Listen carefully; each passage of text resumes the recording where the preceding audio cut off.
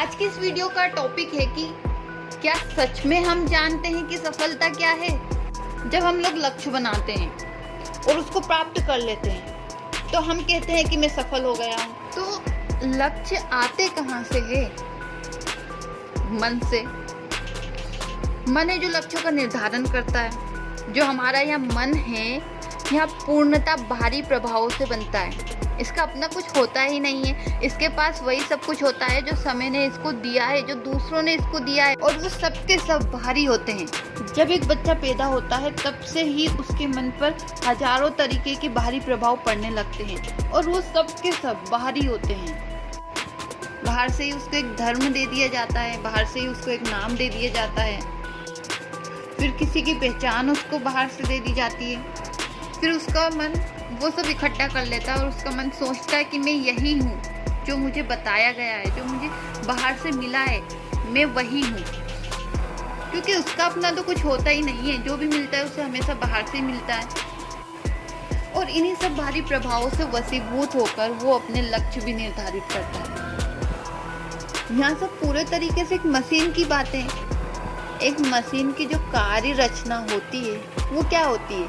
Programming. Machine का खुद का अपना तो कोई विवेक नहीं होता, अपनी कोई समझ नहीं होती। जो मशीन है वो सिर्फ उतना ही जानती है जो उसको मिला है ना, जो उसके अंदर प्रोग्रामिंग की गई है, जो उसके अंदर डाला गया है। अब मशीन तो वैसे ही काम करेगी ना जैसे कि उसकी प्रोग्रामिंग की गई है, लेकिन क्या मशीन को पता है कि वह क्या कर रही है? मशीन का तो अपना कोई विवेक नहीं है, मशीन की कोई अपनी समझ नहीं है। उसे कुछ नहीं पता कि मैं कर क्या रही हूँ, मेरे द्वारा क्या किया जा रहा है। जैसे कि आपके सामने एक पंखा है, आपने बटन दबाया और वो चलने लग गया, लेकिन क्या पंखे को यह ज्ञान है कि वह क्यों चल रहा है, उसे किसने चलाया है? क्या उसे बिजली का ज्ञान है? नहीं ना। ठीक उसी तरीके से जो कुछ भी आप देखते हो वो एक कैमरा भी देखता है, जो कुछ आप सुनते हो वो एक कैमरा भी सुनता है, लेकिन जो आपको मिल रहा है वो उस कैमरे को कभी नहीं मिलेगा, क्योंकि वह सिर्फ एक यंत्र है। तो उसी तरीके से जो हमारा मस्तिष्क होता है वह भी एक यंत्र की तरह ही तो काम कर रहा है, जिसकी कार्य रचना की जो प्रोग्रामिंग है वो कोई और ही करता है। जैसे उस कैमरे की कार्य रचना प्रोग्रामिंग किसी और ने ही की है, वह स्वयं तो अपनी कार्य रचना की प्रोग्रामिंग नहीं कर रहा, ना ही वो कर सकता है। उसी तरीके से हमारे मन की प्रोग्रामिंग भी होती रहती है। इसी तरह हमारे मन की प्रोग्रामिंग भी तो बाहरी तत्व कर रहे हैं। समाज, शिक्षा, पुस्तकें, विचारधाराएं, लगातार ये सब हमारे मन की प्रोग्रामिंग करते रहते हैं। इसके सारे लक्ष्य बाहर से ही तो आ रहे हैं, लेकिन इसे भ्रम रहता है कि लक्ष्य मेरे हैं। भारी लक्ष्यों को लेकर ही यह उछलता रहता है। अगर वो लक्ष्य ही मेरा नहीं है, अगर इस यंत्र में लक्ष्य किसी बाहरी तत्व ने आरोपित किया है, तब तो बड़ी दिक्कत हो गई, क्योंकि वो अब सफलता भी मेरी सफलता नहीं है। सच तो यही है कि वो असफलता हो गई।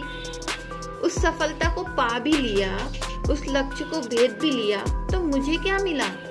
जैसे इस कैमरे ने सब कुछ रिकॉर्ड कर भी लिया, तो इसे क्या मिला?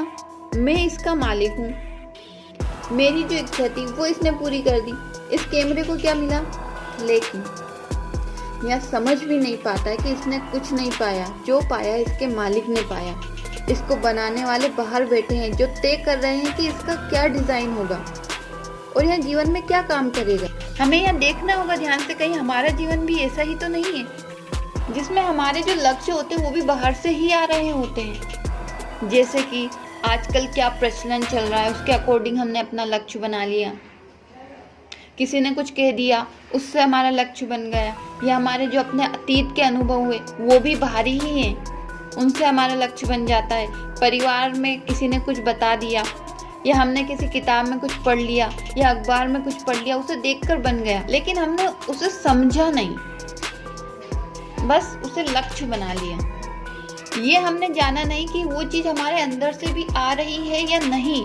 हम वो काम करना चाहते भी हैं या नहीं, क्या उस काम को करने में हमें खुशी मिलती है, क्या उस काम को हम 15-20 घंटे लगातार कर सकते हैं, ये हम कभी जानने की कोशिश नहीं करते। बस लक्ष्य बना लेते हैं। वो लक्ष्य अगर मिल भी गया तो ऐसी सफलता तो बड़ी छोटी सफलता हुई। ये बात तो हम जानते ही हैं कि हमारा जो मन होता है वो अक्सर दुविधा में ही रहता है, मैं क्या करूं, ये करूं या नहीं करूं। इस एक उलझन में ही हमारा मन लगा हुआ है। अब सोचिए, एक उलझे हुए मन से कैसा लक्ष्य बनेगा? उलझा हुआ लक्ष्य ही बनेगा ना। फिर उससे ये होता है कि 2 दिन एक तरफ को भागते हैं, फिर 4 दिन एक तरफ को भागते हैं, फिर किसी और दिन कोई तीसरी बात मिल गई तो किसी तीसरी तरफ को भागने लगे। और जिधर को भी चलते हैं उस चलने में भी कोई ऊर्जा नहीं होती, कोई मजा नहीं होता, कोई खुशी नहीं होती।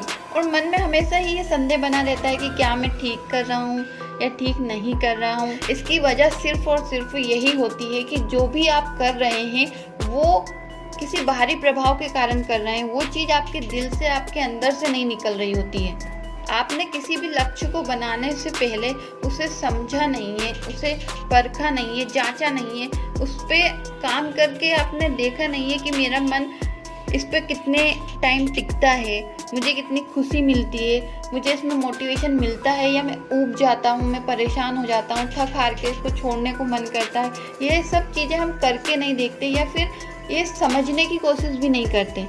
उससे ये होता है कि जो आपकी एनर्जी है वो एक ही दिशा में नहीं बह पाती, मतलब किसी एक काम में आपकी पूरी एनर्जी नहीं लग पाती। इससे आपका समय भी वेस्ट हो जाता है और आपकी एनर्जी भी यूं ही बर्बाद हो जाती है। इसलिए बहुत ज़्यादा लोगों के साथ ऐसा होता है कि जो कुछ भी करने निकलते हैं थोड़ी देर में लगता है कि व्यर्थ ही गया। कभी बहुत ज़्यादा प्रेरित हो गए, आतुर हो गए तो 15 दिन बड़ा अच्छा लगता है, मोटिवेट भी रहते हैं। फिर अधिक से अधिक 15 दिन के बाद लगता है कि उत्साह खत्म हो गया है, कुछ भी ऐसा नहीं है जो अंत तक हम कर पाते हैं, बीच में वो चीज़ें छूट जाती है। इसलिए असली सफलता वो नहीं होती जिसे पाने के लिए हम सालों मेहनत करते हैं उसके बाद हमें प्राप्त होती है, बल्कि सफलता तो वो होती है जिसे पाने के लिए हम जो काम करते हैं उस काम करने से हमें जो खुशी मिलती है, जो आनंद मिलता है, जो उत्साह, एनर्जी मिलती है, वो एनर्जी, वो खुशी ही उस पल की सफलता होती है।